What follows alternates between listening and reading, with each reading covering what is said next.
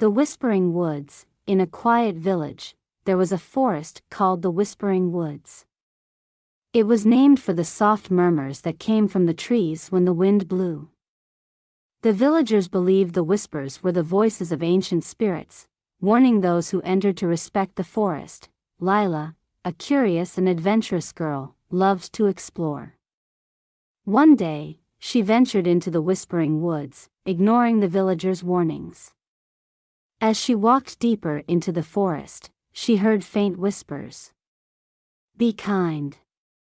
Be gentle," they seemed to say. At first, Lila thought it was her imagination.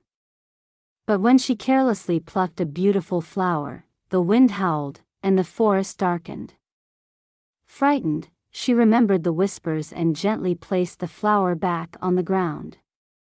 Whispering, "I'm sorry."